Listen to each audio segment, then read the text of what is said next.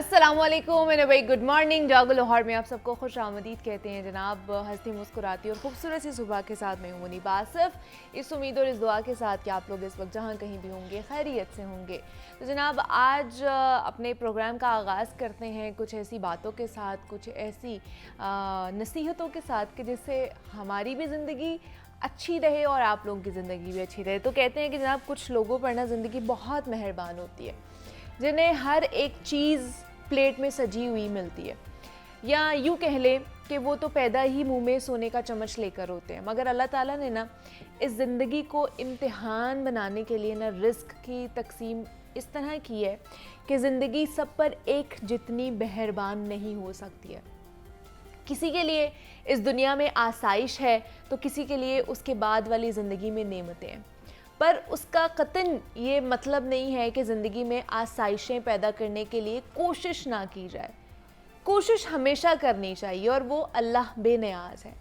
उसका तो असूल ये है कि हमें इस दुनिया में भी हमारी कोशिश के मुताबिक नतीजे अता करता है। यानी आप भी अपनी तकदीर बदल सकते हैं, ना सिर्फ अपनी बल्कि अपनी आने वाली नस्लों की ज़िंदगियां भी बदल सकते हैं। यहाँ तक कि सब कुछ 180 डिग्री के ज़ाविये तक तब्दील किया जा सकता है। असूल सिर्फ एक ही है और वो है मुसलसल मेहनत और कोशिश का असूल। यही वो असूल है जिसके तहत एक बीज अनाज की शक्ल इख्तियार करता है या महज एक बीज ही फलदार दरख्त बनता है। मगर मेहनत इस तरह की जाए जिस तरह उसे करने का हक है, ना कि जब आपका दिल चाहा आपने मेहनत कर ली, जब आप मायूस हुए या आपको बोरियत हुई तो आपने वो मेहनत करना छोड़ दी। हाँ, ये अलग बात है कि इस जदीद दौर में शायद आपको आपकी मेहनत का जो सिला है वो वक्त से पहले मिलना शुरू हो जाए और आपको साल तक जो लगातार मेहनत है वो ना करनी पड़े। मेरे ख्याल से ये बहुत अच्छी चीज़ है।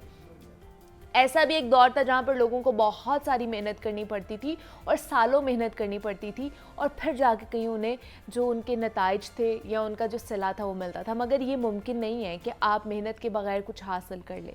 चाहे कोई भी शोबा हो, उसके लिए चंद सालों की मेहनत ज़रूर चाहिए होती है। कुछ लोगों को ना सालों की मेहनत के बाद भी वो नतीजा नहीं मिलता जो वो चाह रहे होते हैं। मगर ये तय ज़रूर है कि इतनी मेहनत के बाद भी कोई इस हालत में नहीं रहता है जिस हालत से वो आगाज़ उसने किया होता है। वो ज़रूर उस हालत से बेहतर हालत में ज़रूर पहुंच जाता है यहाँ जहाँ से वो चला होता है, क्योंकि अल्लाह के ज़ाब्तों में ना मेहनत रायगा जाने जैसी कोई चीज़ नहीं है। वो कभी भी आपकी मेहनत रायगा नहीं जाने देता। हाँ, देर सवेर हो जाती है लेकिन कभी भी मेहनत ज़ाया नहीं होती है। इन बातों पर आपका यकीन और इस वक्त और भी पुख्ता हो जाता है जब आप उन कहानियों को सुनते हैं जो बहुत निचले तबके की कहानियाँ होती है, जिनको देखकर या जिनको सुनकर आपकी डेडिकेशन मज़ीद बढ़ जाती है। जैसे अगर आज देखा जाए तो पाकिस्तान की ब्यूरोक्रेसी में आर्मी, एडमिनिस्ट्रेशन या साइंस और आर्ट्स के मुख्तलिफ़ शोबों में ऐसी बहुत सी मिसालें हमें मिलती हैं जिनमें कोई चौकीदार का बेटा था तो कोई किसी दर्जी या मोची का बेटा था या बेटी थी, किसी का बाप ज़मींदार था तो किसी का सब्ज़ी बेचने वाला एक आम सा शख्स था। लेकिन आज वो सब बहुत अच्छे हुकूमती ओहदों पर फाइज है। आज उन्हीं में से कोई 5 कंपनियों का मालिक है तो कोई मशहूर लिखारी या फ़नकार है।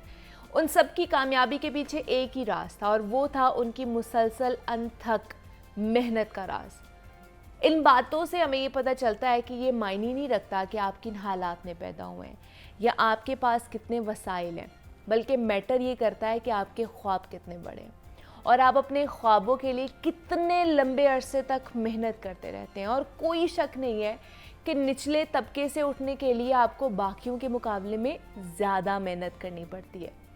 मगर ये ज़रूर तय है कि आप भी उस अरूज और उस बुलंदी तक पहुँचेंगे ज़रूर अपनी मेहनत के ज़रिए। और इस सफ़र में असल चीज़ ही आपकी हौसला है, आपकी मेहनत और आपका जज्बा होता है। आपकी शौरी जिद्दोजहद है जो आपको मकासद के लिए कारबंद रखती है। तो आप अपने और अपने ख़ानदान की और सबसे बढ़कर के अपने मुल्क के लिए बड़े मकासद का तयन करें, फिर उन पर डट जाएं। जितनी मेहनत करनी पड़े वो करें। रातों की नींद भी अगर बर्बाद करनी पड़े तो होने दें। वैसे भी बहुत से लोग हैं जो रातों को नहीं सोते हैं और अगर आप उसको अगर किसी प्रोडक्टिव चीज़ में लगा लें तो बहुत अच्छी बात है। कहीं मेहनत मजदूरी करनी पड़े तो करें, किसी भी काम को छोटा मत समझें, मगर ये ठान लें कि ये काम करना तो ज़रूर है और इसको करके ही दम लेना है। तो यकीन जाने कि यही वो राज है जो कामयाब लोगों की आंखों में चमक बनता है। यही वो राज है जिसने बहुत सी कौमों की तकदीर बदली है। चीन की मिसाल ले लें, जापान की मिसाल, और ऐसे और कितने ममालिक हैं जिनकी मिसालें हमारे सामने आती हैं, और भी बहुत से ममालिक की मिसालें हमारे पास मौजूद हैं और हमारे सामने भी आती हैं, जिन्होंने अनथक मेहनत करके अपने आप को तरक्की की राह पर गामज़न किए। तो बहसीत पाकिस्तानी मेहनत करना और अच्छे अच्छे मकासद बनाना हमारा एक कौमी रवैया होना चाहिए, क्योंकि हमारे मुल्क में टैलेंट की कमी नहीं है। रिसर्च से भी ये साबित हुआ है कि पाकिस्तान जो नौजवान है, पाकिस्तानी नौजवान, तरह तरह का टैलेंट उनमें बाकी कौमों से ज़्यादा है। मगर हाँ, अगर कमी है तो साजगार माहौल की कमी है। मगर इस कमी को भी आखिर कब तक हम अपने लिए उज़र बनाकर पेश करते रहेंगे? साजगार हालात बनाने के लिए कोई फरिश्ते थोड़ी ना नाज़िल होने आसमान से, वो भी हमें खुद ही बनाना पड़ेगा ना। तो बड़े ख्वाब देखना, मेहनत का जज्बा होना, ये सारी जो जज्बात हैं, जुनून की बातें, इतनी ही अहम बातें हैं कि अगर आप एक बार भी ये हमारे कौमी रवैयात में शामिल हो गई तो समझें कि हम बहसीत कौम इस दुनिया पर हाकिम हो जाएंगे।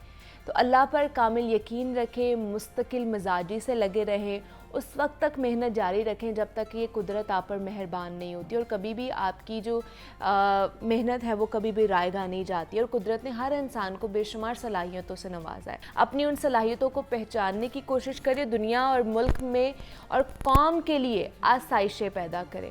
और आखिरी बात ये कि हमारा जो दौर है ना, वो चैलेंजेस से भरा हुआ है। इस दौर में बीड़ा उठाने की सारी जिम्मेदारी ना कौम के जो नौजवान हैं उनके सर पर है। उन्हें ही कामयाब बनना होगा और अपनी आइंदा नस्लों के लिए मिसालें कायम करना होंगी, जो कि सिर्फ मेहनत और इस्तकामत से ही की जा सकती हैं। यकीनन जो इस्तकामत से ही करामतें होंगी और इसके अलावा कोई और तरीका नहीं है। हम आगे नहीं बढ़ सकते हैं कि अगर हम मुस्तकिल मिजाजी अपने रवैयों में नहीं लेकर आते हैं। तो इसलिए ये बड़ा ज़रूरी है कि आप कंसिस्टेंसी अपने रवैयों में लेकर आएँ, अपने बिहेवियर्स में लेकर आएँ, मेहनत करें और जिद्दोजहद करके अपने लिए भी आसानियाँ पैदा करें और आपकी जो आने वाली नस्ल है उसके लिए भी आसानियाँ और वसाइल छोड़ के जाएँ, सहूलतें छोड़ के जाएँ, कि वो जब आए और उनको पता चले कि उनके जो आबाओ अजदाद हैं उनके लिए क्या छोड़ के, क्या लेगेसी छोड़ कर गए हैं, और अच्छी लेगेसी, पॉजिटिव लेगेसी छोड़ के जाए, कि वो प्राउड फील करें। तो ये आज का हमारा पैगाम था जो हमने आपके साथ शेयर किया है। तो जनाब, अब कुछ सेहत के हवाले से अपनी बात कर लेते हैं। और जिस तरह ये पानी पीना जनाब हमारे लिए बड़ा फ़ायदेमंद साबित होता है ना, इस तरह अगर हम पानी का इंटेक नहीं कर रहे हैं और हमारी बॉडी डिहाइड्रेशन का शिकार है तो वो हमारे जिस्म के लिए नुकसानदेह साबित होता है, क्योंकि गर्मी आ चुकी है और अभी खैरियत से रमज़ान भी गुजरा है। तो चूँकि पानी पीने की जो रूटीन है और कुछ ऐसी ग़िज़ाएँ जिनकी वजह से हम पानी की कमी को पूरा कर लेते हैं, वो इस महीने में हमारे खाने पीने की रूटीन की वजह से थोड़ी सी डिस्टर्ब हो जाती है। इसीलिए फिर आजकल कुछ ऐसे अफराद हैं जिनको मुख्तलिफ़ मसाइल का सामना करना पड़ता है। कभी डिहाइड्रेशन की वजह से हमारे स्किन के प्रॉब्लम्स बनना शुरू हो जाते हैं, कभी मुंह या नाक के अंदर मुतासर होने का सामना करना पड़ता है। अब चूँकि गर्मी का मौसम शुरू हो रहा है और हम अपनी डाइट को भी बेहतर बना सकते हैं, तो ऐसे में हम जानेंगे कि कौन सी ऐसी ग़िज़ाएँ खा सकते हैं हम जिसकी वजह से जो डिहाइड्रेशन का ख़तरा है उससे बचा जा सकता है। वैसे तो सबसे बेहतरीन जो टोटका है वो है कि जनाब आप पानी का इंटेक अच्छा करें। अगर आपका पानी का इंटेक अच्छा नहीं है तो आप डिहाइड्रेशन का शिकार होंगे ही होंगे और इसकी वजह से बहुत से मसाइल भी जन्म लेंगे। तो आज हम इसी पर बात करेंगे कि अगर आपसे पानी नहीं पिया जाता है और आप किस तरह की ग़िज़ा ले सकते हैं और किस तरह की चीज़ें जो है ना वो हमारे लिए ज़्यादा फ़ायदेमंद साबित हो सकती हैं, इसके कॉजेज़ क्या क्या हो सकते हैं और हम किस तरह की चीज़ों को मैनेज कर सकते हैं। तो इस पर बात करने के लिए तैयबा बाबर हमारे साथ nutritionist and dietitian in Studios में मौजूद हैं। तैयबा, आपको वेलकम कहती हूँ जागो लाहौर में। कैसी हैं आप? मैं ठीक हूँ, आप कैसी हैं? मैं भी बिल्कुल ठीक ठाक। तैयबा, पानी के हवाले से डिहाइड्रेशन क्योंकि हमारे हो जाती है, बल्कि अब तो हो गई है। रमज़ान गुजरा है पूरा महीना और उसमें हमारी पानी का इंटेक उतना नहीं होता था जितना हमें करना चाहिए, और एक आदत अब मेरे ख्याल से बन गई है हमारी। और जब से रमज़ान गुजरा है और ईद भी गुजरी है उसमें तो वैसे भी हम पानी नहीं पीते। हमने तो जितनी भी सॉफ्ट ड्रिंक्स होती हैं हमने उस पर हाथ जो है ना अपना साफ़ करना होता है कि ईद है, ईद के 3 दिन तो हमने वही पीने। तो सबसे पहले तो डिहाइड्रेशन की वजह क्या है? एक तो गर्मी है, लेकिन इसके अलावा डिहाइड्रेशन की वजह क्या होती है? डिहाइड्रेशन की जो रीजंस है, सबसे पहले जो है रमज़ान, ठीक है, काफ़ी ज़्यादा टाइम पीरियड जो है हम फास्टिंग में गुजार देते हैं, ठीक है। तो वो एक जो प्रैक्टिस होती है अमूमी तौर पे भी हम लोग जो है 1 लीटर पानी भी नहीं पी रहे होते हैं, ठीक है। 2 से 3 ग्लास इससे ज़्यादा पी रहे होते हैं, पूरे दिन में ऐसे ही होता है। और रमज़ान में वैसे ही आपकी फास्टिंग हो जाती है। इफ्तार से सहरी के टाइम आप लोग तकरीबन हार्डली या तो इफ्तारी के टाइम पीते हैं पानी, वो भी दूध के फॉर्म में या सोडे के फॉर्म में हाँ। इस तरह। और फिर उसके बाद आप सहरी के टाइम लेते हैं, ठीक है। और यहाँ अगर आप बीच में लेते भी होंगे तो आप कोल्ड ड्रिंक्स की तरफ चले जाते हैं, ठीक है। और काफ़ी ज़्यादा जो है रमज़ान में डिहाइड्रेशन बहुत ज़्यादा फेस करना पड़ता है। क्योंकि हमारी जो डाइटरी हैबिट्स हैं उसमें हमारे स्पाइसेस ज़्यादा आ जाते हैं, फैटी फूड ज़्यादा आ जाते हैं, फ्राइड फूड ज़्यादा आ जाते हैं, ठीक है। आपके सॉल्टी प्रोडक्ट्स हो गए या फिर सॉल्ट आपकी जो है डाइट में ज़्यादा आ जाता है। इसी तरह शुगर ज़्यादा आ जाती है। ये वो चीज़ें हैं जो कि आपकी बॉडी में पानी को जल्दी एब्जॉर्ब कर लेते हैं, ठीक है। जिसकी वजह से आपको ज़्यादा जो है ना डिहाइड्रेशन के फेजेस की तरफ जो है ना वो आप हो जाते हो। अब इसके जो नुकसानात हैं वो भी काफ़ी ज़्यादा हैं। स्पेसिफिकली जो स्टार्टिंग में आपको फेस करने पड़ते हैं, आपके जो लिप्स हैं आपको ड्राई होना शुरू हो जाता है, ड्राई माउथ हो जाता है, आपके लिप्स ड्राई हो जाते हैं, आपका गला खुश्क होना शुरू हो जाता है। ये स्टार्टिंग के सिम्टम्स हैं। फिर ऐसा जब इस चीज़ की जो है आप कहते हो कि एक्सीड हो जाता है तो फिर आपको फिटीग स्टार्ट हो, थकावट हो जाना, ठीक है, दिल ख़राब होना जिसको हम नौजिया भी कहते हैं इंग्लिश में, ये भी जो है काफ़ी ज़्यादा होता है। फिर डिहाइड्रेशन की वजह से जैसे अभी आपने बात की हमारी स्किन की प्रॉब्लम, स्किन अक्सर पिंपल निकलना शुरू हो जाते हैं, वो सबसे पहली वजह। ठीक है, हम लोग ऑयली चीज़ें खाते हैं लेकिन डिहाइड्रेशन भी अगर हुई होती है उसकी वजह से भी ज़्यादा दाने निकलते हैं। ऐसा ही है, क्योंकि आप अगर पानी ज़्यादा ले, आप अगर मॉडरेट में भी पानी ले रहे हो ना तो आपकी बॉडी में से ना एक जो टॉक्सिन जो है ना वो एक्सक्रीट आउट हो जाते हैं। अगर आप पानी ही नहीं ले रहे हो तो वो जो है आपके फेस पे ऑयल आता जाएगा, वो फिर क्या करेगा कि आपके पिंपल्स आना शुरू हो जाएंगे। आपको जो है आपकी स्किन कभी ड्राई हो जाएगी, कभी आपकी ज़्यादा ही ऑयली, जिनकी ऑयली है उनकी ऑयली हो जाएगी, फिर आपको पिंपल्स होंगे, तो जो उसके स्कार्स होते हैं फिर वो भी आपको स्टार्ट हो। इसलिए जो है अपनी बॉडी को हाइड्रेट रखना बहुत ज़्यादा ज़रूरी होता है, उसको मॉइस्चराइज रखना बहुत ज़्यादा ज़रूरी होता है, ठीक है। इसके लिए साथ साथ पानी भी पिए। मैं भी साथ साथ बातें कर रही हूँ, साथ साथ पानी पिए कि एटलीस्ट अपने आप को आपने बिजी भी तो रखना है ना, और दिमाग में भी रखना है कि पानी पीने है साथ साथ। ऐसा ही है। और ऐसी बहुत सी क्रॉनिक डिजीज़ेज़ हैं जिसमें डिहाइड्रेशन आपको ना, अगर आप पानी भी ले रहे हो ना तब भी आपको डिहाइड्रेशन हो जाता है। जैसे कि डायबिटीज़ है, डायबिटिक पेशेंट, अक्सर मेरे पास पेशेंट जो है अमूमी तौर पर यही कहते हैं कि हमने पानी पिए, ठीक है, हमें फिर भी प्यास लगती है। क्यों? क्योंकि वो पानी एक तो फ़ौरन ले रहे हैं, पूरा ग्लास इकट्ठा ले रहे हैं, ठीक है। उसकी वजह से क्या होता है वो यूरिन मतलब यूरिन के थ्रू वो निकल भी रहा है फ़ौरन, वो एब्जॉर्ब तो बॉडी में हो ही नहीं रहा। तो इस केस में क्या करना चाहिए, डायबिटिक पेशेंट के लिए स्पेसिफिकली उनको थोड़ा थोड़ा करके पानी पीना चाहिए, ठीक है। इससे क्या होगा कि पानी जो है बॉडी एब्जॉर्ब भी। वैसे भी नॉर्मल एक बंदा है ना जिसको कोई बीमारी भी नहीं है, अगर वो भी एक ही सांस में सारा पानी पी जाएगा, 2-3 गिलास इकट्ठे पी जाएगा, पूरी बॉटल इकट्ठी पी जाएगा, तो उसका कोई फ़ायदा नहीं होता, वो अब्जॉर्ब नहीं होता, वो फ़ौरन से आपका एक्सक्रीट आउट हो जाता है थ्रू यूरिनेशन। हाँ, ऐसे ही है। बट इसका ये होता है कि आप हर 1.5 घंटे के बाद अगर आप सिप करके 5 मिनट बाद इस तरह सिप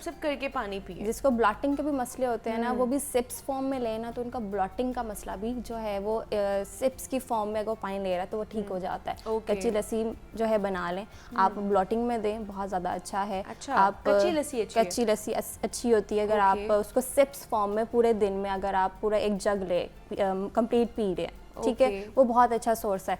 और इसके अलावा जो है डायबिटिक के अलावा उनके बेसिकली मेडिसिन इस तरह की होती हैं, ठीक है, जिसकी वजह से उनको ज़्यादा जल्दी डिहाइड्रेशन का जो है चांसेस हो जाते हैं, मसला हो जाता है। तो वो इस पानी का इंटेक हर 2 घंटे के बाद थोड़ा थोड़ा करके वो पिएं। और इवन अगर किसी की डायबिटीज़ ज़्यादा हो जाती है, वो फौरी तौर पे हॉस्पिटल नहीं जा सकता है, तो उस केस में भी वो कोई चीज़ अगर लेता है तो उससे भी उसकी कार्बोहाइड्रेट के जो इंसुलिन लेवल वो स्पाइक पे जा सकता है। तो उस केस में फौरी तौर पे ये किया जा सकता है कि आप उनको कहें कि आप पानी का इंटेक करें। हाँ, पानी का इंटेक करेंगे, उनके जो है एटलीस्ट वो हॉस्पिटल जाने के जो है काबिल हो जाएंगे। वो बेसिकली वो इंसुलिन लेवल को जो है ना वो मॉडरेट करता है, मतलब नॉर्मलाइज करता है। अच्छा, ये तो होगी ना डायबिटिक की बात। अब अब जो पानी नहीं पीते हैं उनकी किडनीज भी Kidneys भी ख़राब होता है। होने का खदशा होता है, किडनीज आपकी प्रॉपर फंक्शन नहीं करती नहीं हैं करती। और आपकी किडनीज भी उसकी वजह से मुतासर होती हैं। तो पानी बहुत इम्पॉर्टेंट है हाँ, हमारे लिए, Kidneys हमारी में- बॉडी के लिए। किडनीज बेसिकली हमारे बॉडी का जो बेसिक फ्लूइड हाँ जिसने जी। संभालना है ना, वो किडनी में Kidneys है, हैं, ठीक है। true। अगर किडनी अगर आप अपनी बॉडी को पानी नहीं दे रहे हैं, ठीक है, उससे क्या होगा कि आपकी बॉडी से जो किडनी है ना, उसके ऊपर लोड पड़ जाएगा, ठीक है। जब उसके ऊपर लोड पड़ गया तो आपकी किडनी अफेक्ट होगी, अफेक्ट होगी तो डैमेज की तरफ चली गई है, या फिर उसके अंदर क्रिस्टल्स बनना शुरू, जो स्टोन्स हाँ, होते stones, हैं, हाँ। उसकी वजह से भी पानी की डिहाइड्रेशन की वजह से भी ये चीज़ें जो है चांसेस हो जाते हैं, अच्छा। ठीक है। लेकिन इसमें भी कुछ ऐसे सिनेरियोज होते हैं किडनीज में, अगर स्टेज आपके ज़्यादा किडनी अगर ख़राब मतलब एंड स्टेज चल रही हैं या थोड़ी सीवियर केसेस चल रही हैं, तो उसमें हम पानी का इंटेक थोड़ा कम सा कर देते कम हैं, कर हाँ। देते हैं। बट अगर आपके क्रिस्टल्स हैं, आपके स्टोन्स हैं हाँ। उसके, तो फिर आपकी पानी का इंटेक थोड़ा सा ज़्यादा ज़्यादा हो होता जाता है। है। बट ये भी आपको प्रिस्क्रिप्शन के अकॉर्डिंग ही वही जो ना, है ना, डॉक्टर से कंसल्ट करके ही पता चलता है आपको। कंसर्ट इसी तरह होता है। फिर इसके अलावा आपके स्लीप के ऊपर जो है आपके डिहाइड्रेशन का बहुत ज़्यादा असर पड़ता है। अगर किसी को इंसोम्निया है, रात को नींद नहीं आती है, मोस्टली जो है आजकल जैसे एंजाइटी बहुत ही, हर पर्सन में एंजाइटी, डिप्रेशन, पैनिक, ये चीज़ें जो है, ओवर थिंकिंग, ये हर पर्सन में जो है ना आपको सुनने को मिलेंगी। क्योंकि एक तो उनका स्लीप पैटर्न नहीं ठीक है, हाँ जी, ठीक है। एक डिहाइड्रेशन की वजह से क्या होता है, कुछ ऐसे अमाइनो एसिड जो हमारी बॉडी में मेलाटोनिन बनाते हैं ना, मेलाटोनिन जो है बेसिकली एक हार्मोन है जो कि रात के टाइम जो है ना सोते हुए हमें मिलता है, बनता है, बिल्कुल ही अंधेरे के अंदर। अगर आप उसको थोड़ी सी रोशनी भी दे रहे हैं ना, तो वो मेलाटोनिन नहीं बनेगा। अच्छा। इसकी टाइमिंग्स ये होती हैं रात 10 बजे से 2 बजे तक। हाँ, जिसमें कहते हैं कि आपको एक गहरी नींद और बड़ी अच्छी नींद आती है उसके अंदर। और इसमें जो है ये एक ऐसा पर्टिकुलर टाइम होता है जिसमें आपका मेलाटोनिन बनता है। मेलाटोनिन वो हार्मोन है जो कि आपकी बॉडी में एंटी इन्फ्लामेटरी रोल प्ले कर रहा है, मतलब आपकी बॉडी में जो सोजिश है उसके लिए ये क्योर आपकी बॉडी करेगा। अच्छा, ठीक है। एंटीऑक्सीडेंट रिच है, ठीक है। इसके अलावा जो कार्सिनोजेनिक प्रोडक्ट्स मतलब सब्सटेंसेस होते हैं कैंसर के, जो उससे ये जो है अगर मेलाटोनिन आपकी बॉडी में अच्छा बन रहा है तो उससे ये जो है फाइट करता है। इसलिए हमारी बॉडी के लिए मेलाटोनिन बहुत ज़्यादा ज़रूरी है। तो वो यही है कि आपको अच्छी नींद आएगी और आपकी बॉडी जो है हाइड्रेटेड होगी, तो उसकी वजह से ये जो प्रोड्यूस होगा। लेकिन अब ये चले डाइट, अब हमें बताएं कि एक तो पानी हमने पीना है, लेकिन ऐसी कौन सी चीज़ें हम खा सकते हैं, ग़िज़ा ऐसी खा सकते हैं कि उसकी वजह से हमारी बॉडी जो है वो हाइड्रेटेड रहे, अगर हम पानी का इंटेक नहीं भी अगर कर रहे हैं तो? पानी का इंटेक अगर आप नहीं कर रहे हो, सबसे पहले आपकी डाइट में आ जाता है मिल्क। बहुत अच्छा सोर्स है पानी के सब्स्टिट्यूट के ऊपर, ठीक है। इसके अलावा आप सूप्स ले सकते हैं, बट वो भी क्लियर सूप्स। ये तो गर्मी है, गर्मी में क्या करें? गर्मी में तो मतलब दिल कर रहा होता है कि कोई ठंडी चीज़ें पिए, जूसेस पिए या कोई ऐसी ड्रिंक्स पिए। बट उनसे क्या होता है कि वो अगर किसी को डिहाइड्रेशन का मसला रहता है, अगर वो ठंडी चीज़ें पिएंगे, मीठी चीज़ें लेंगे, सोल्टी चीज़ें लेंगे ना, तो उनकी बॉडी में जो है जो एब्जॉर्प्शन है वाटर की वो इंक्रीज रहती है। अच्छा। वो फौरी तौर पे जो है एब्जॉर्ब होगा, एक्सक्रीट आउट हो जाएगा, ठीक है। क्योंकि अगर कोल्ड वाटर भी ले रहा है उसका भी फ़ायदा नहीं, उसको थोड़ी, अगर आपने देखा होगा खुद भी एक्सपेरिमेंट करके, स्लश हम पीते हैं, हमने स्लश पिया, हमें फौरी तौर पर से हमें जो है प्यास लगती है। हम इवन दो कि हम ठंडा पानी भी पिए ना, तो थोड़ी देर बाद हमें प्यास लग जाती ऐसा ही है। लेकिन हम रूम टेम्परेचर वाला पानी पिए तो हमारे वो उस तरह तलब नहीं होती है, बार बार नहीं होती। इवन दो अगर आप कोई वेट का पेशेंट है, वेट उसने रिड्यूस करना है, ठीक है, तो वो अगर 2 घंटे पहले खाने के 2 घंटे पहले पानी लेता है ना, 1 गिलास पानी, ठीक है, तो उससे क्या होता है कि आपका स्टमक थोड़ा सा स्ट्रेच आउट हो जाता है, ठीक है। आपको फीलिंग ऑफ फुलनेस होती है, आपको भूख इतनी नहीं लगती है। इसलिए हम जो है क्लाइंट्स को यही कहते हैं पानी जो है पहले पिए। सुन्नत भी जो हमें कहती है वो साइंटिफिकली ऐसा ऐसा अप्रूव होती जा रही है, जो हमारी दीन जो हमें कहता है। और इसी तरह जो है खाने के 2 घंटे के बाद आप पानी पिए, उसका भी इसी तरह जो है फ़ायदा है। आपका वेट गेन नहीं होता, आप बैलेंस्ड वे में रहते हैं, ठीक है। आप फ्रूट्स के ज़रिए, ऐसे जो है बहुत ज़्यादा फ्रूट्स हैं, वेजिटेबल्स हैं, जिसके थ्रू आपका वाटर का जो कंटेंट है वो कंप्लीट हो जाता है। जैसे गर्मी अब जैसे चल रही है, तो इसमें कौन कौन से फ्रूट्स हम खा सकते हैं? वाटरमेलन ले सकते हैं, तरबूज, उसके अंदर 96% जो है हम वाटर पाया जाता है। इसी तरह जो है आप एप्पल ले सकते हैं, पाइनएप्पल ले सकते हैं, ठीक है।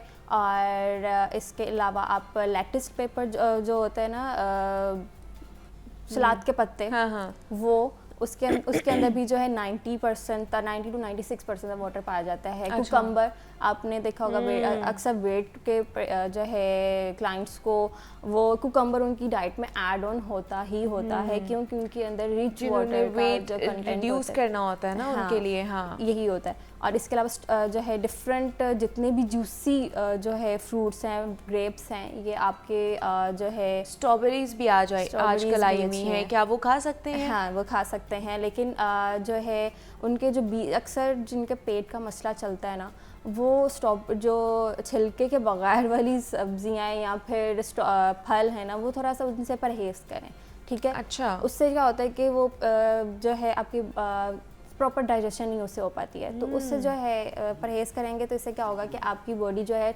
डायरियल कंडीशन में नहीं जाएगी, क्योंकि डायरिया हो गया, वॉमिटिंग हो गया, फीवर हो गया, इस कंडीशन में भी जो है ना काफ़ी ज़्यादा प्रॉब्लम्स होती हैं, डिहाइड्रेशन हो जाती है। तो इससे जो है आप अगर आपने जूस भी लेना है, आप कोशिश करें कि आपका आधा गिलास पानी का हो और आधा गिलास आपका फ्रूट का हो। अगर आप पूरा गिलास लेते हैं तो उसमें ज़्यादा जो है ना फ्रूट कंटेंट आ जाता है आपका ज़्यादा, ठीक है, वो आपका फ्रक्टोज है, आपका नेचुरल शुगर आपको मिल रहा है, लेकिन उससे क्या होगा, वैसे आपकी जो है डिहाइड्रेशन है वो तो नहीं पूरी होएगी ना। वो तो नहीं होगी, क्योंकि उसके अंदर शुगर कंटेंट ज़्यादा हो गया ना। शुगर जिस प्रोडक्ट में आपकी शुगर ज़्यादा हो गई या सोल्ट ज़्यादा हो गया ना, वो आपको जो है डिहाइड्रेशन की तरफ लेके जाएगा। अनलेस अनटिल अगर आपको कोई एक्स्ट्रा मसला नहीं है, हाँ, अगर आप बिल्कुल ठीक है तो फिर आप जो है जूसेस ले सकते हैं ऑन एंड ऑफ कंडीशंस के साथ, बट रेगुलर बेसिस पे कोई भी चीज़ आपके लिए अच्छी नहीं है।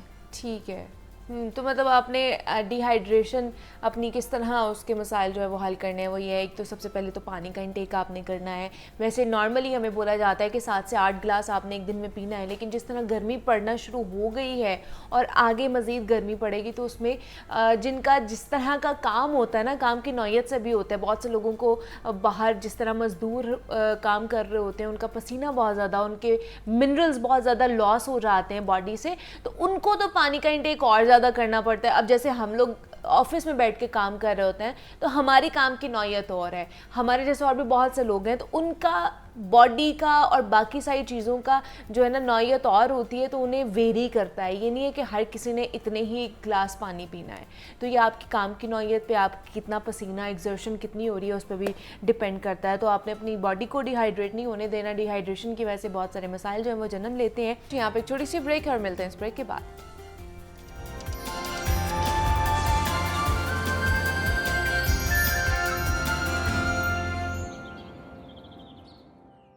वेलकम बैक टू जागो लाहौर। जनाब, अब कुछ शहर लाहौर के हवाले से बात कर लेते हैं। और दुनिया के सबसे बड़े और जदीद शहरों की खूबसूरती और जिद्दत उसके इंफ्रास्ट्रक्चर की बदौलत होती है। और उन शहरों की बल्दिया इस कदर ताकतवर है कि वहाँ किसी सड़क या गली से एक ईंट का गायब हो जाना या किसी स्ट्रीट लाइट का ख़राब हो जाना नामुमकिन सी बात लगती है। मजाल ही नहीं है कि 10 दिन तक एक ही गली में खड्डा हो और ये सिलसिला जारी रहे। एक पूरा सिस्टम है वहाँ पर, और जो उन शहरों को मुनाजिब बनाने में एक अहम किरदार भी अदा कर रहा होता है।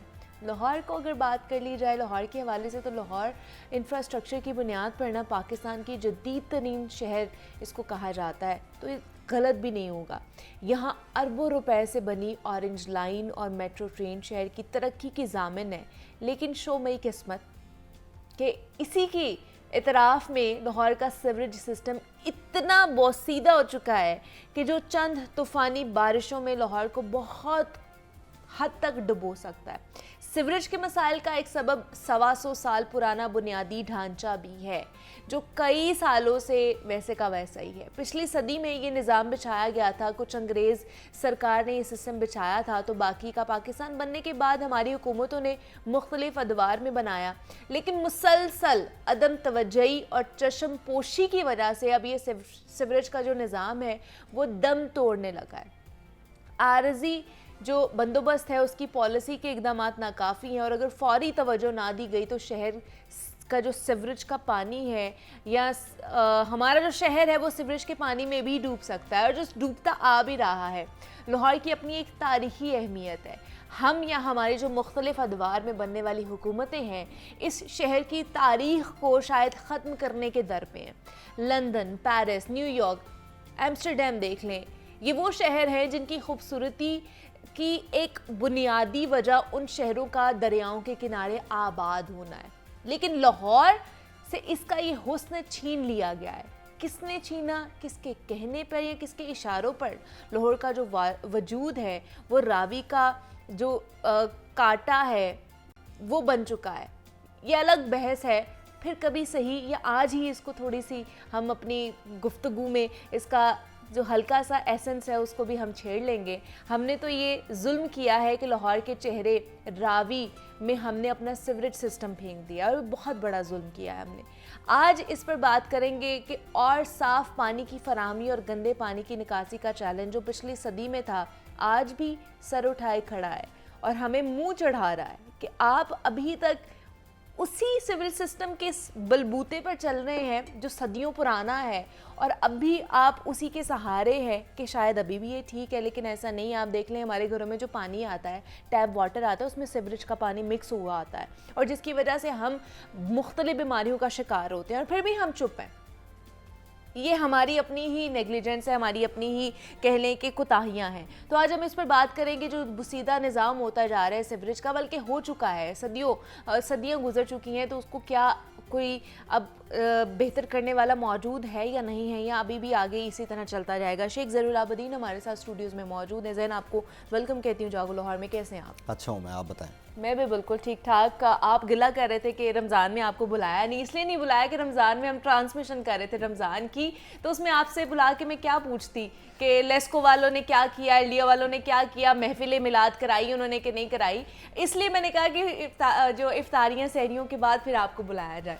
एक तो आपको बहुत मुबारक हो कि आपने बड़े अच्छे से जो रमज़ान ट्रांसमिशन है वो की है, और इसमें कोई शक नहीं है कि जिस तरह जो रमज़ान का एहतराम है उसको मद्देनज़र रखते हुए जो रमज़ान मुबारक की मुनासबत से इल्म है वो आपने लोगों तक पहुँचाया है, और इस कार खैर में आपका भी हिस्सा है। तो बड़ी अच्छी ट्रांसमिशन थी। इनफैक्ट लोगों की तरफ से उसका फीडबैक था कि बड़े लोगों को दीन की तरफ राग़ब करना, और ये बड़ा अच्छा काम है। लेकिन उसके बाद अच्छा है कि आपने हमें शहर लाहौर डिस्कस करने के लिए बुला लिया है। तो क्योंकि शहर लाहौर के मसाइल बहुत ज़्यादा बढ़ते जा रहे थे ना, मैंने कहा फिर आपको बुला के पूछा जाए कि ये सिवरेज का निज़ाम कब बेहतर होने वाला है। पूरी रुदात तो मैंने सुना दी है ज़ैन कि कब से ये सिवरेज का सिस्टम शुरू हुआ। इनफैक्ट आपने कमाल कर दिया, आपने कमाल कर दिया। आप लाहौर को 125 साल पीछे ले गए, और फिर उसके बाद आपने जाके इसको लंदन, पेरिस और एम्स्टर्डम के साथ मैंने जोड़ दिया। हाँ, और इसमें कोई शक नहीं है कि जो आपने बताया है सिर्फ पाकिस्तान नहीं बल्कि दुनिया के जो कदीम तरीन शहर हैं उनमें लाहौर का शुमार होता है। और मैं समझता हूँ कि ये हम 125 साल सीवर पे गुफ्तगू करते हैं, सिर्फ लाहौर की तारीख एक मिनट के लिए समझने की ज़रूरत है उन नाजरीन के लिए जो कहीं ये ना समझें कि पता नहीं 125 साल पहले लाहौर मौजूद भी था। तो लाहौर की एक बड़ी कदीम तारीख है, और इनफैक्ट जो इसके शवाहद हैं मुनीबा, ये 630 ईस्वी और 9वीं सदी से मिलते हैं। इसका मतलब है कि कोई 11 से 12 सदियां मौजूद हैं, 1100-1200 साल मौजूद हैं इस लाहौर को पूरा अर्ज पे। और आप देखें कि अगर ये लाहौर 1200 साल पहले कुरा अर्ज पे मौजूद था तो सीवरेज सिस्टम भी मौजूद था। अल्टीमेटली जो लोग मतलब है कि जो हम सदियों पुरानी बात कर रहे हैं ये तो और भी सदियों पुरानी हो गई है, और भी पुरानी हो सकती है। ये सिर्फ प्योरली ये जो 125 साल पुरानी ये जो तहकीक है, ये प्योरली मैंने जो इसके ऊपर रिसर्च की है ये उसकी बुनियाद पे है। मे भी जो महकमे आसार कदीमा वाले हैं या जो और अथॉरिटीज़ हैं वो इसको मज़ीद डिग आउट करें तो इससे भी पुराना सीवरेज सिस्टम मिल सकता है, और ये भी पता चल सकता है कि शायद आज भी हम वही सिस्टम यूज़ कर रहे हैं। ट्रू। तो 630 ईस्वी और उसके बाद 9वीं सदी में लाहौर की तारीख मिलती है कि एक राजा था, उसके बेटे थे कसू और लो, एक के नाम पे कसूर आबाद हो गया, एक के नाम पे लाहौर आबाद हो गया। अगर आप शाही कला विजिट करने जाएं तो वो हिस्ट्री में बताते हैं। लेकिन अगर कोई बंदा इस 630 ईस्वी को या 9वीं सदी को ना माने तो एटलीस्ट 1021 में जब सुल्तान महमूद गजनवी इस लाहौर के ऊपर हमलावर होके कामयाब होते हैं तो इसका मतलब है कि कोई चीज मौजूद थी ना, तो उसके ऊपर फतह याब हो गया। तो इसका मतलब है 1021 से तो फिर ये हिस्ट्री चलती आ रही है ना। तो फिर भी वो बहुत पुरानी है, फिर भी ये देखिए जाए 1021 बहुत पुरानी है। 1021 2024 मतलब ये भी को 1100-1200 साल बनते हैं, और 1100-1200 साल से फिर उसके बाद लाहौर के ऊपर बड़े हुक्मरान आए, राजा रंजीत सिंह आए, फिर उसके बाद वो सिखों ने हुकूमत की, मुगलिया हुकूमत, शाह फैमिली, अब्दाली फिर फैमिली, अंग्रेज आए, फिर उसके बाद 1921 से या 1929 से फिर लाहौर के इनफैक्ट शाही कला को जो ये सारे कदीमा उन्होंने ले दिया। 1947 के बाद फिर लाहौर मसाइलस्तान बनना शुरू हो गया। अच्छा। मतलब आप कह रहे हैं कि जिस दिन हम आज़ाद हुए थे उसी दिन से लाहौर का बेड़ा गर्क हो गया। अब नहीं, सीवरेज सिस्टम में देखें ना, अगर 1000 आप कह रहे हैं कि 61 के 26 में 630 और 9वीं सदी, और मतलब 2 शवाहद है। अगर वो दूसरा देखा जाए कि 1030 में या उसमें भी अगर हम देख लें, जब वो उन्होंने आके यहाँ पे फतह याब हुए थे, तब भी तो यही सीवरेज सिस्टम होगा ना, तब भी यहाँ पे कोई लोग होंगे जिनके ऊपर फतह याबी उन्होंने हासिल की थी ना। सुल्तान महमूद गजनवी जब यहाँ पे आए 1021 का जो आप हवाला दे रही हैं, तो उसके बाद लोगों ने यहाँ पे बसना शुरू हो गया और सुल्तान महमूद गजनवी के दौर में ये लाहौर दारुल सल्तनत बन गया। आज उसको हम दारुल हुकूमत का वर्ड इस्तेमाल करते हैं, उस वक्त दारुल सल्तनत था। और दारुल सल्तनत में अल्टीमेटली सिर्फ जो लोग हैं वो नहीं रहते, एक मुख्तलिफ जो मल्टी कल्चर होता है वो यहाँ पे आके रिहाइश पजीर होता है, और पानी और सीवरेज तो उनकी बुनियादी सहूलत है। तो वो जो उस दौर का है था वाटर सप्लाई का सिस्टम, वो आज भी लारी अड्डा के पास मौजूद है कि किस तरह पानी सप्लाई करते थे, लेकिन हमने उसके ऊपर तवज्जो नहीं दी। अच्छा, अब जब आप इंट्रो दे रही थी ना, एक और चीज़ मैं उसके ऊपर डिस्कस करना चाहता हूँ। मैं समझता हूँ कि जिस आपने कहा कि लाहौर एक जदीद शहर बन गया, और जदीद शहर की तरह आपने वो हवाले दिए कि वहाँ पे पैच वर्क होता है या मैन होल्स गायब होते हैं। लाहौर को जदीद शहर बनाने के साथ साथ इसकी जो कदीमी हैसियत है उसको भी उजागर करने की ज़रूरत है। अगर आज भी जो लोग 20 साल बाद लंदन जाते हैं और वहाँ पे जाके उसी दरख्त को देख के खुश होते हैं कि हाँ ये मौजूद है, तो ये लाहौर में भी हो सकता है। ये बागों का शहर लाहौर ये आज के दिन की बात नहीं है। ये जब यहाँ पे मुगल खानदान आया तो उन्होंने आके बागात लगाए थे। हाँ। विद ड्यू अपॉलॉजी, ये टॉपिक नहीं था, हम आगे, क्योंकि हम बात कर रहे थे शो शुरू होने से पहले कि अजीब सी मोहब्बत है लाहौर के साथ। आप कहीं भी चले जाओ, आप अगर लाहौर में रह रहे हैं, आप कहीं पर भी चले जाएं, आप वहाँ पर नहीं रह सकते ज़्यादा देर, आपको लाहौर की याद आती ही ज़रूर है। इसलिए फिर हमने सोचा कि इसकी क्यों ना तारीख पर भी बात कर ली जाए, आपको बताया जाए कि कब से कब तक ये चलता आ रहा है, और ख़ासतौर पर सीवरेज सिस्टम, क्योंकि तब भी सीवरेज सिस्टम यही होगा जो आज भी हम यूज़ कर रहे हैं। तो जिस तरह मैंने बात की कि रावी के साथ भी हमने बड़ी ज़्यादती की है कि उसके अंदर हमने अपने सीवरेज का पानी जो है वो सिस्टम उसके अंदर अटैच कर दिया हुआ है। तो ये किसकी, मेरे ख्याल से ये रिसर्च थी कि हम ये करें और इसके साथ ज्यादती करें। आप देखें मुनीबा, आपने जिस चीज़ की निशानदेही की है ना, बिल्कुल ये मैं समझता हूँ कि लाहौर के साथ ज्यादती की गई कि रावी को गंदा कर दिया गया। यही रावी के किनारे जो शहर है ये आबाद होना शुरू हुआ, और उसके बाद आप देखें कि आज तक 70% जो लाहौर है वो रावी के इर्द गिर्द ही घूम रहा है। रावी जहाँ जहाँ से गुजरता जा रहा है, हाउसिंग सोसाइटियाँ वहाँ पे बनती जा रही हैं।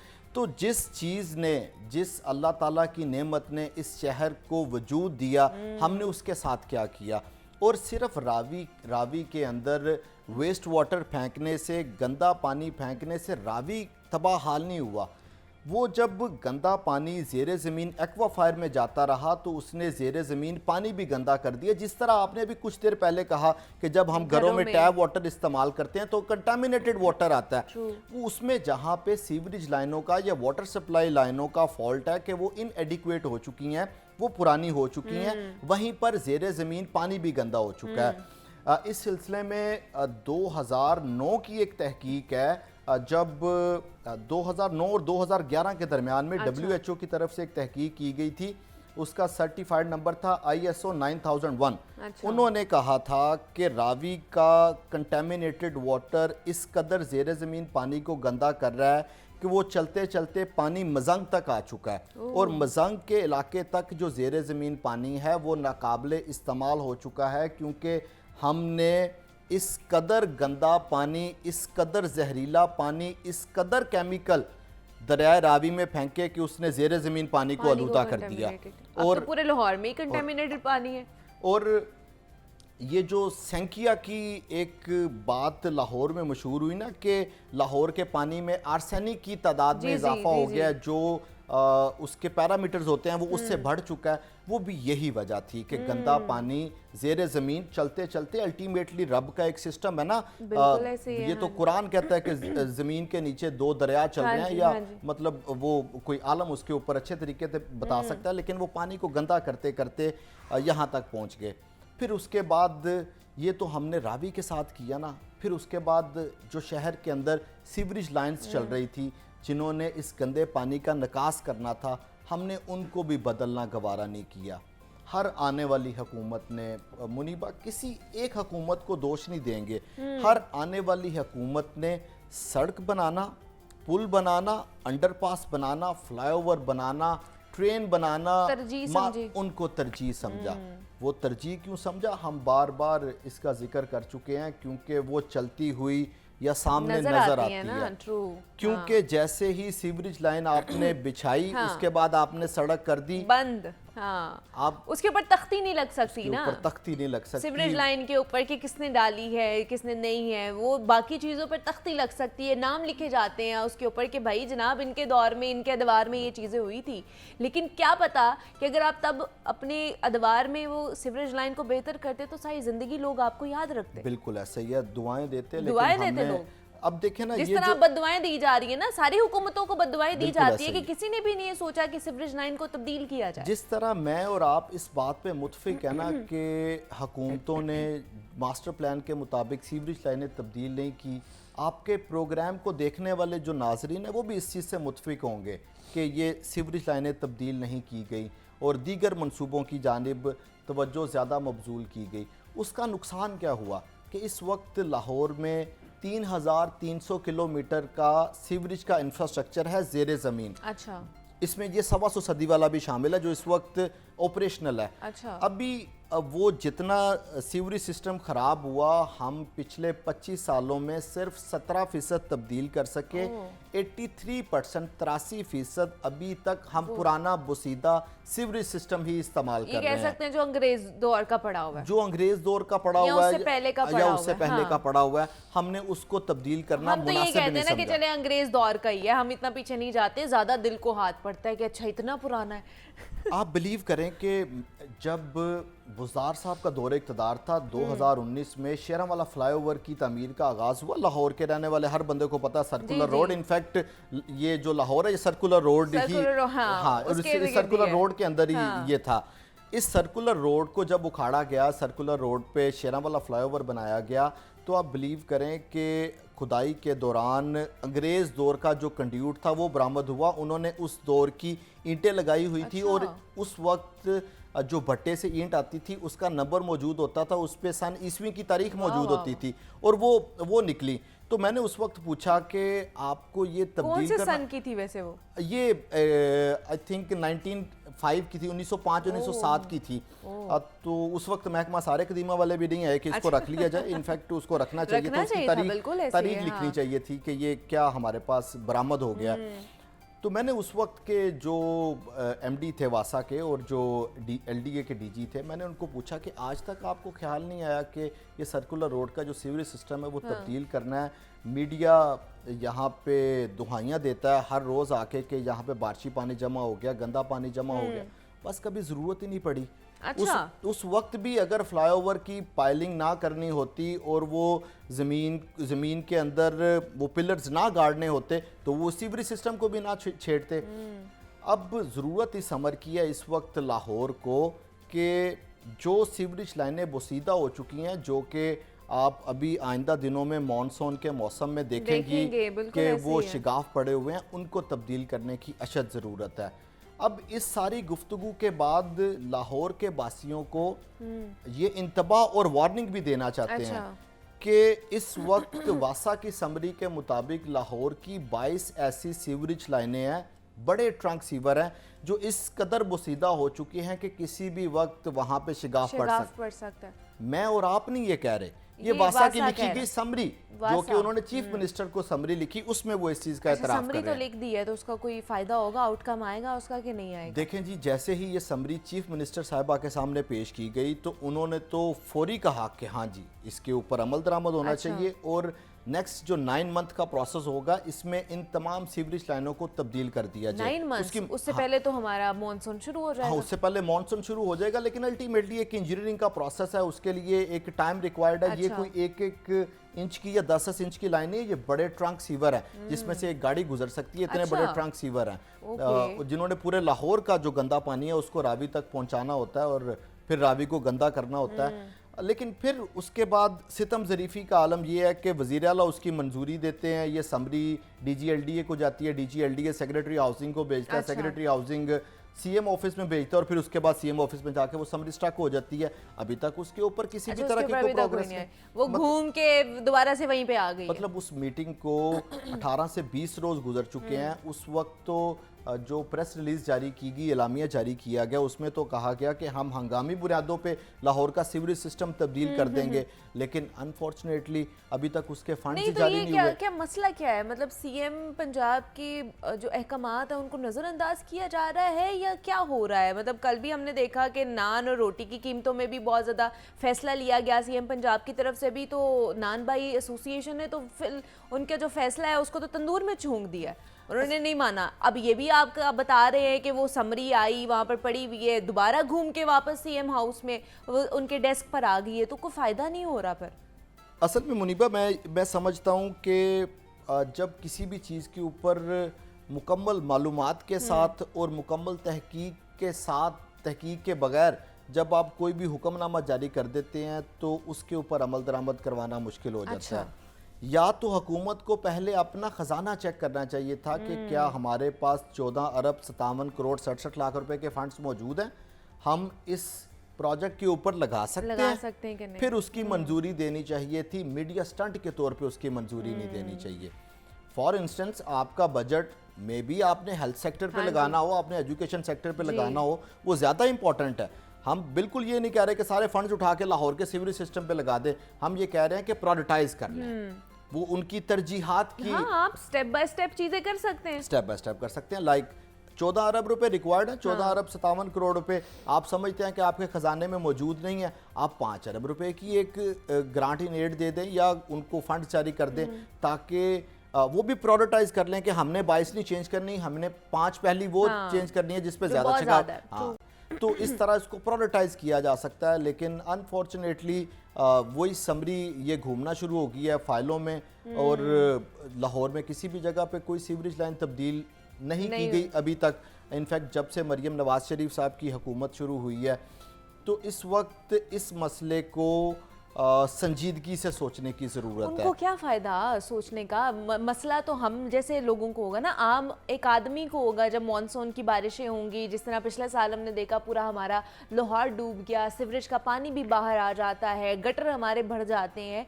तो ये तो एक आम शख्स की परेशानी है, ये इन लोगों की तो परेशानी नहीं है। इन्होंने तो घर में बैठना है अपने। आप ठीक कह रही हैं, लेकिन जब 8 फरवरी का इलेक्शन हुआ तो उसके बाद लोगों के दरमियान एक राय बन चुकी है।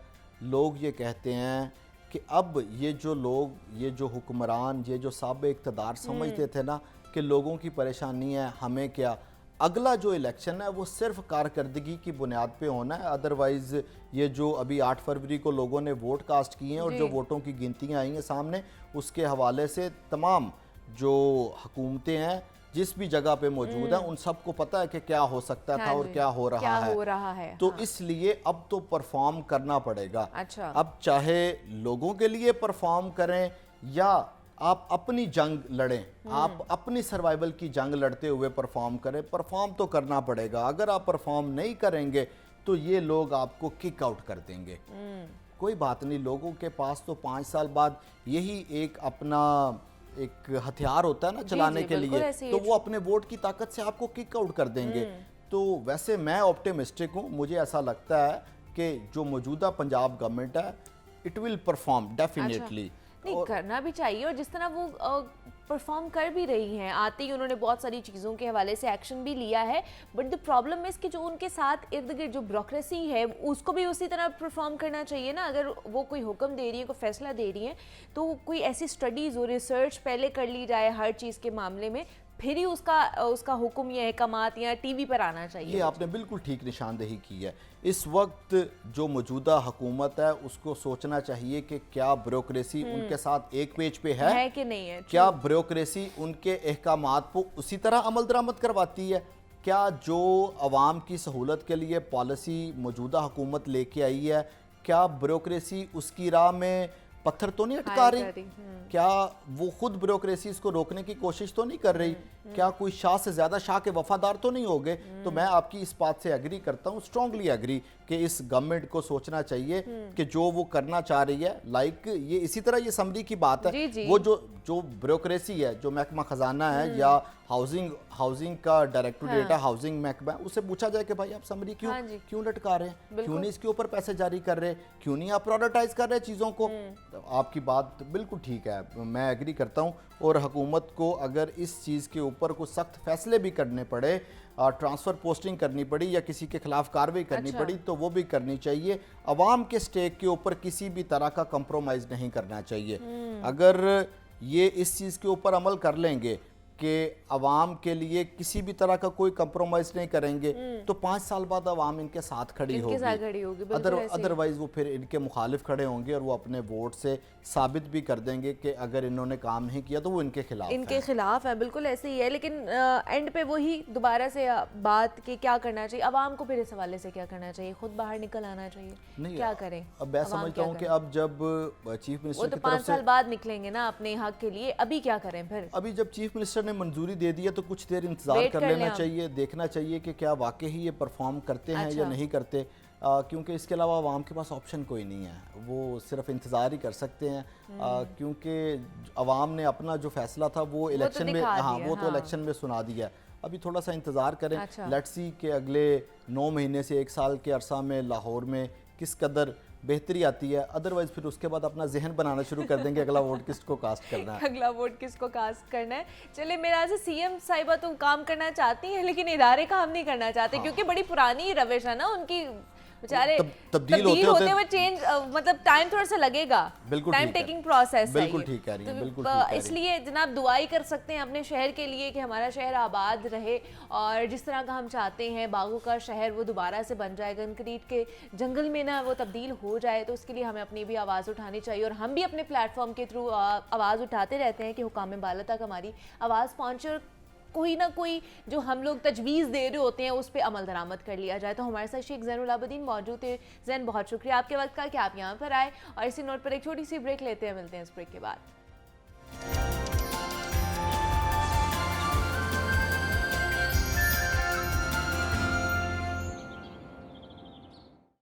वेलकम बैक टू जागो लाहौर। जनाब, आप कुछ बात कर लेते हैं। हुकूमत ने सरप्राइज़ दिया है अवाम पर, एक और जो है ना बम गिरा दिया गया है, वो भी है पेट्रोल का बम। पेट्रोल 4 रुपये 53 पैसे महंगा किया गया है, और उसकी वजह से आपको पता है कि तमाम तो जितनी भी चीज़ें हैं उनकी कीमतों में भी इजाफा होगा, हमारे जो ट्रांसपोर्ट के किराए हैं उनमें भी इजाफा होगा। मतलब आने वाले जो दिन हैं वो मज़ीद हमारे लिए जो है परेशान कुन होने वाले हैं। तो क्या सूरत हाल रही, ये हुकूमत तो कह रही थी कि जनाब हम आएंगे, हमारे पास महंगाई का भी तोड़ है और हम महंगाई कम करने की कोशिश करेंगे, बल्कि महंगाई बढ़ती जा रही है। तो इसकी क्या वजह है, क्या जो है जवाब बनाए जा रहे हैं, इस पर बात कर लेते हैं। हमारे साथ अब्दुल कादिर मौजूद हैं, टेलीफोन लाइन पर मौजूद हैं, उनसे बात कर लेते हैं। अब्दुल कादिर, बताइएगा, पेट्रोल का बम फिर गिरा दिया गया है हुकूमत ने अवाम पर, 4 रुपये 53 पैसे महंगा किया है पेट्रोल।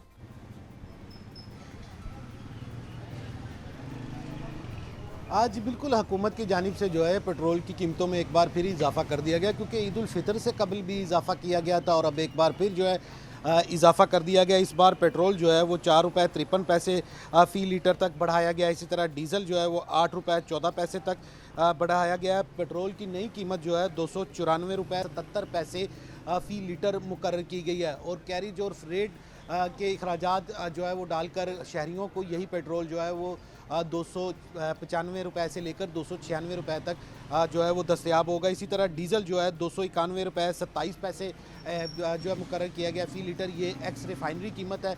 और जो डीज़ल जो है वो भी ₹292 से ₹293 मुख्तलिफ़ इलाकों में जो है वो फ़रोख्त किया जाएगा। और इस हवाले से शहरी जो है वो खासे परेशान है। एक परेशानी के बाद जो है वो शहरियों को दूसरी परेशानी लाहक हो रही है। उसकी बड़ी वजह यह है कि जो कीमतों में इजाफा है, एसेंशियल आइटम या रोज़मर्रा इस्तेमाल और रोज़मर्रा के इस्तेमाल के जो अशिया खुरनोश हैं, उनकी कीमतों में गैर मामूली तौर पर इजाफा देखने को मिल रहा है। और ये इजाफा मुसलसल और रोज़ाना की बुनियाद पर जो है वो किया जा रहा है, चाहे बिजली की कीमतें हों, चाहे गैस की कीमतें हों या पेट्रोलियम मसनूआत की कीमतें हों। ये मरहलावार जो है इनमें इजाफा देखने को मिल रहा है। जबकि सब्जियों, फलों, ब्रायलर और दीगर अशिया खुरनोश की कीमतों में जो है रोज़ाना की बुनियाद पर ही इजाफा देखने को मिल रहा है।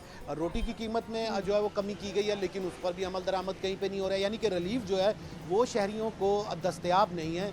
और जो महंगाई है वो बासानी जो है वो किसी भी दुकान से जो है वो मिल जाती है। इस वक्त मार्केट की सूरत हाल पर बात की जाए तो एक तरफ जो है वो डीज़ल की कीमतें बढ़ाई गई हैं गैर मामूली तौर पर, ₹8.25 तक फ़ी लीटर जो है वो डीज़ल महंगा किया गया। जबकि जो ब्रायलर है वो इस वक्त मार्केट में मौजूद नहीं है, क्योंकि जो ब्रायलर शॉप्स हैं वो बंद हैं। पंजाब पोल्ट्री ट्रेडर एसोसिएशन की जानिब से जो कीमतों में मुसलसल इजाफा हो रहा है, यानी कि जो सरकारी रेट लिस्ट है उसमें कीमतें कम, जबकि ज़मीनी हक़ाइक़ ये हैं कि जो सप्लाई रेट फार्म से किया जाता है जिंदा ब्रायलर का, उसकी कीमतें जो हैं 32 से 35 और 40 रुपए तक इजाफी जो है वो दुकानदारों से वसूल की जा रही है। जिसकी बिल्कुल ऐसे ही है जनाब। अगर पेट्रोल की कीमत बढ़ी है तो उसकी वजह से जो अशिया खुरनूश है, रोज़मर्रा की जो अशिया है जो यूज़ हो रही होती है, उनमें भी इजाफा होगा। जिस तरह अब्दुल कादिर हमें अपडेट भी कर रहे थे। जाहिद आबिद साहब हमारे साथ मौजूद है, टेलीफोन लाइन पर है। जाहिद साहब, एक महीने में दूसरी मरतबा जो है ना इजाफा किया गया है पेट्रोल की कीमतों में। एक तरफ हम देख रहे हैं कि महंगाई का कहा जा रहा है कि कम हो रही है। कल वज़ीर आला पंजाब का फैसला भी सामने आया। पेट्रोल की कीमत तो बढ़ा दी है, एक तरफ 4 रुपये रोटी में कम किए हैं और दूसरी तरफ 4 रुपये जो पेट्रोल की कीमत में इजाफा कर दिया गया है। तो ये कैसी महंगाई है? इनके पास तो महंगाई का तोड़ था। कुछ मार्केट में नजर नहीं आ रहा। यकीनी तौर पे आटे गंदम के रेट कम हुए हैं थोड़े से, जिसकी वजह से मार्केट में एक आर्जी रिलीफ जरूर मिला है आटे और की कीमत कम होने में। लेकिन दूसरी तरफ जो पेट्रोलियम मसनूआत हैं उनकी कीमत किसी तौर भी हुकूमत के कंट्रोल में नहीं आ रही, ना ही लगता है कि ये आने वाले दिनों में इसमें कमी हो सकेगी। और यही महंगाई की सबसे बड़ी वजह है, क्योंकि अब जो डीजल का रेट है वो ₹8.14 इजाफे के साथ ₹291.21 फ़ी लीटर हो चुका है। यानी कि तकरीबन ₹300 में 1 लीटर डीजल आएगा। और महंगाई के लिए जो सबसे ज्यादा अशिया खुर्दनोश जो असरअंदाज होती है इंसानी जिंदगी पर, उनकी जब तरसील होती है तो उसका सबसे अफेक्ट ज्यादा डीजल की कीमत उस पर अफेक्ट करती है। जो किराए हैं वो बढ़ जाते हैं, जो ट्रांसपोर्ट है वो महंगी हो जाती है। मसलन एक अगर मोटरसाइकिल इस्तेमाल करने वाला शख्स अगर रोजाना सिर्फ 1 लीटर पेट्रोल डलवाए तो उसे 300 रुपए चाहिए, यानी कि 9,000 रुपए सिर्फ उसे पेट्रोल की मद में चाहिए। उसके अलावा मोटरसाइकिल का खर्चा अलग है। इसी तरह अगर गाड़ी वाला है वो कम अज कम भी अगर 5 लीटर पेट्रोल रोज का इस्तेमाल करता है तो उसे 1500 रुपए कम अज कम पेट्रोल की मद में चाहिए। और 45,000 रुपए सिर्फ कार चलाने के लिए उसे चाहिए, घर से दफ्तर या घर से किसी अपने कारोबार तक आने के लिए, जिससे अंदाजा किया जा सकता है इस वक्त बड़ी आमदनी का जो हिस्सा है वो सिर्फ और सिर्फ ट्रांसपोर्ट की मद में, पेट्रोल की मद में खर्च हो रहा है। और दूसरी तरफ जो 4 रुपए रोटी जरूर सस्ता करने की कोशिश की गई है, लेकिन उसमें भी अभी तक 100% कामयाबी नहीं हुई। कहीं अभी भी 30 रुपए मिल रही है, नान अभी भी 25 से 30 रुपए मिल रहा है। तो यकीनी तौर पर जो अवाम एक रिलीफ का तवक्को कर रही थी, जो अंदाजा कर रही थी, वो उनका रिलीफ मिलता हुआ नजर नहीं आ रहा। और सबसे तकलीफ दे जो अमल नजर आ रहा है कि जिस वक्त आने वाले हालात हैं उसमें ये रिलीफ मिलता हुआ नजर भी नहीं आएगा, क्योंकि अब गर्मी शुरू हो चुकी है और बिजली के बिल्स अब जो है वो गैस के बिल्स थोड़े कम होने शुरू होंगे, लेकिन उसके साथ साथ बिजली के बिल्स हर महीने बढ़ते जाएंगे। लेकिन नेपरा ने बिजली की कीमतों में इजाफे का भी इंदिया दे दिया है। एडजस्टमेंट के नाम पर जो है ना महंगी बिजली के झटके लगने वाले हैं हमें। जी बिल्कुल, इस वक्त भी अगर बिजली महंगी ना भी करें, अगर मजीद बिजली महंगी ना भी करें, तो इस वक्त जो बिजली का रेट है वो भी लोगों के लिए नाकाबिले बर्दाश्त है। और एवरेज इस वक्त एक आम घर का जो यूनिट का बिल आ रहा है वो तकरीबन 55 से 60 रुपए फी यूनिट उसे पड़ रहे हैं इस वक्त। और जैसे जैसे ये गर्मी बढ़ती जाएगी ये 30 से 35 हजार रुपए आम लोगों के घरों का बिजली का बिल बिल आना शुरू हो जाएगा और जो ज्यादा इस्तेमाल करेंगे उनका इससे भी ज्यादा आएगा, जिसे अंदाजा कर सकते हैं कि 10 से 15 हजार पेट्रोल के अखराजात एक आम आदमी का और 20 से 25 हजार बिजली का बिल, तो 50 हजार रुपया तो उसे सिर्फ इन 2 मद्दात में चाहिए, सिर्फ बिजली और पेट्रोल और गाड़ी का पहिया चलाने के लिए। तो ये यकीनी तौर पर एक इतनी बड़ी अमाउंट है कि जो अगर कोई लाख 1.5 लाख रुपया भी सैलरी ले रहा है तो उसके लिए भी इन चीजों को मैनेज करना मुश्किल हो रहा है। और सबसे बड़ा मसला इस वक्त यही है कि लोग इस वक्त सिर्फ चीख नहीं रहे, रो नहीं रहे, बल्कि कुल बुला रहे हैं, बिलबिला उठे हैं। बिल्कुल ऐसे ही है। और दूसरा ये है कि सोने पे सुहागा है कि जनाब बिल तो आ रहे हैं लेकिन ओवर बिलिंग भी की जा रही है। तो इस हवाले से भी लेस्को को देखना चाहिए कि हम क्या कर रहे हैं, आवाम के ऊपर कितना बोझ डाल रहे हैं। अब्दुल कादिर, मैं आपकी तरफ आना चाहूँगी। वज़ीर आला मरीम नवाज़ ने सस्ती रोटी और नान का हुक्म दिया था, जो कि लग रहा है कि नज़रअंदाज कर दिया गया है। तनूर मालिकान ने जो नोटिफिकेशन है वो तंदूर में ही झोंक कर जला दिया है। तो क्या वो अब रोटी और नान सस्ता मिल भी रहा है कि नहीं मिल रहा?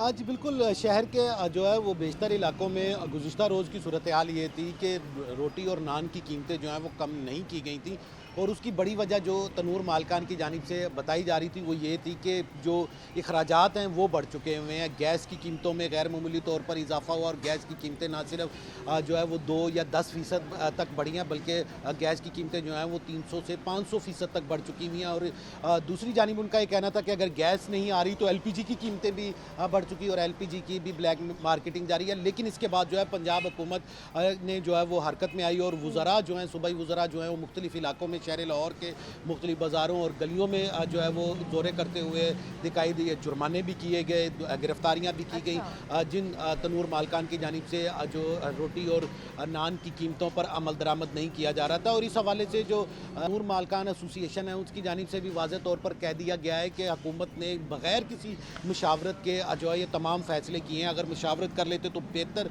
और मुअस्सर रिलीफ जो है वो आवाम तक पहुँच सकता था। अब देखना यह है कि हुकूमत जो है वो तनूर मालकान को कितना मजबूर या कितना उन पर अमल दरामद करवाने के लिए अपनी रिट कायम कर सकती है, क्योंकि शहरी जो हैं वो इनको जो रिलीफ हुकूमत की जानिब से दिया गया था वो 100% तक उन तक नहीं पहुंच सका है। ऐसा नहीं हुआ है कि लाहौर के किसी भी तनूर पे आप खड़े हो जाएं और आपको जो है वो मुकर्रर करदा नरखों के मुताबिक रोटी या नान मिल सके। अब भी जो शहर के मुख्तलिफ इलाके हैं वहाँ पर रोटी नान की कीमतें जो हैं वो ज़ायद ही वसूल की जा रही है। और इसी तरह ना सिर्फ तनूरों पर बल्कि रेस्टोरां पर भी जो है वो इस पर अमल दरामद नहीं किया जा रहा, क्योंकि जो आटे के थैले की कीमत कम हुई है वो तमाम जो है वो तनूर मालकान के लिए कम हुई है, लेकिन जो रिलीफ आवाम तक पहुंचना चाहिए था वो फ़िलहाल तक नहीं पहुंच सका।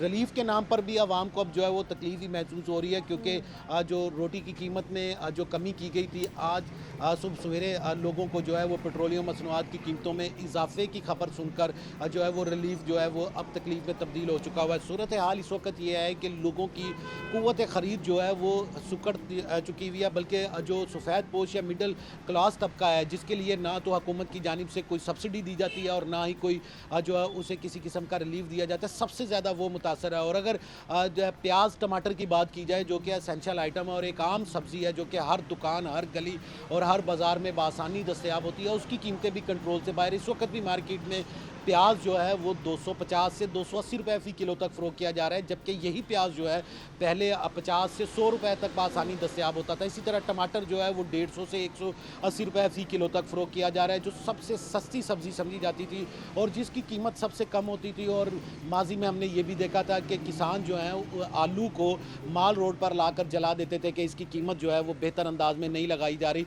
5 से 10 रुपए फ़ी किलो में जो है वो मंडियों में फ़रोख्त किया जाता था। अब आलू भी जो है वो 100 रुपए फ़ी किलो तक पहुंच चुका हुआ है, यानी कि एक वक्त की हंडिया सिर्फ अगर पकानी हो तो उसके लिए आम शहरी को जो है वो एक मुतवसत घराने के लिए जो है उसको 800 से 1000 रुपए तक जो है वो रकम दरकार होती है। और यही जो है वो योमिया उजरत पर दिहाड़ीदार मजदूर जो है वो 800 से 1000 या 1200 तक जो है वो काम कर रहा होता है। इस वक्त लोगों के लिए महंगाई में सिर्फ जो है गुजारा करना ना सिर्फ मुश्किल हो चुका है बल्कि नामुमकिन होता जा रहा है, क्योंकि अगर खाने पीने की अशिया की तरफ तवज्जो दी जाए तो घर के किराए और यूटिलिटी बिल्स जो हैं वो 1 महीने के बाद तैयार होते हैं और कीमतों में जो इजाफा है वो भी मुसलसल जो है वो किया जा रहा है। यानी कि इस वक्त हुकूमत की जानिब से अगर महंगाई कंट्रोल करने के लिए कोई अमली इकदामात या मार्केट में कोई पॉलिसी देखी जाए तो वो इस वक्त दिखाई नहीं दे रही, क्योंकि किसान जो हैं वो गंदम की बेहतर कीमत ना मिलने का जो है वो रोना रो रहे हैं, जबकि आवाम जो है वो रोटी सस्ता ना होने का जो है वो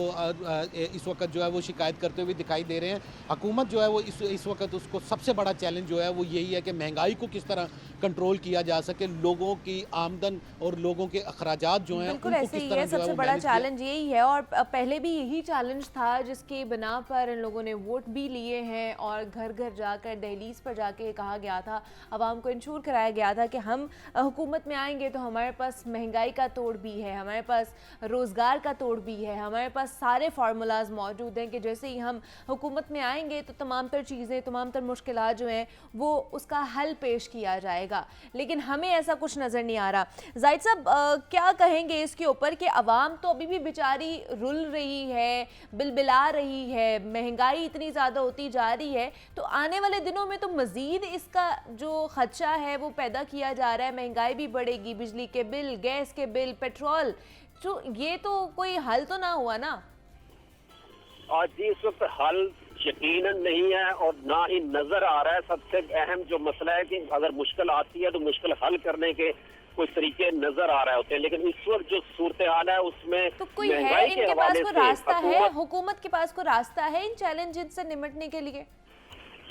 जी बिल्कुल, इस वक्त तो ऐसा कोई रास्ता नजर नहीं आ रहा और महंगाई के हवाले से खास तौर पर हुकूमत बंद गली में पहुंच चुकी है। इसके पास कोई रास्ता नहीं है कि महंगाई से निकाला जा सके अवाम को, क्योंकि एक तरफ IMF की शराइत है, IMF से हमने अगर कर्जा लेना है तो उसकी जो गाइडलाइन है उस पर पूरी तरह अमल दरामद करना होगा, वरना IMF हमें झंडी दिखा देगी और उसके बगैर हमारे ज़खायर कम हो जाएंगे, हमारे डिफॉल्ट होने का दोबारा खतरा हो जाएगा।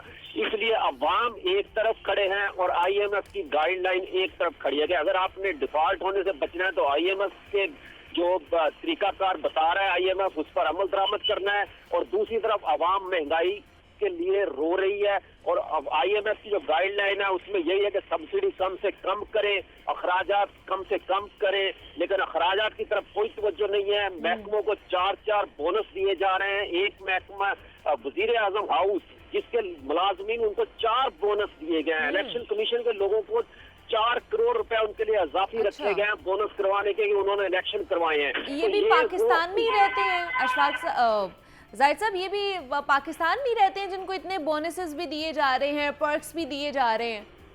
जी जी, पाकिस्तान में रहते हैं, लेकिन पाकिस्तान के अंदर उन हलकों में रहते हैं जो कि मंजूर नजर हैं। वजीर आजम हाउस हो गया, पंजाब असम्बली के मुलाजमीन जब बजट इजलास होता है तो उनको 4 बोनस दिए जाते हैं कि इन्होंने बजट इजलास के लिए इंतजाम किए हैं। इलेक्शन कमीशन ने जिसकी जिम्मेदारी है कि उसने 5 साल में एक दफा इलेक्शन करवाने हैं, वो अगर 5 साल में एक दफा इलेक्शन करवाता है तो उसके मुलाजमीन के लिए एजाजियत दिए जाते हैं कि इन्होंने बहुत बड़ा काम कर दिया है और ये बहुत बड़े इनके लिए हकदार हैं, इनके लिए इजाफी तनख्वाहें दी जाए, इजाफी मराद दी जाए। जो अफसरान है उनके दफातर रोजाना की बुनियाद पर रेनोवेट होते हैं, रोजाना की बुनियाद पर तज़ीन और आयश होती है उनकी।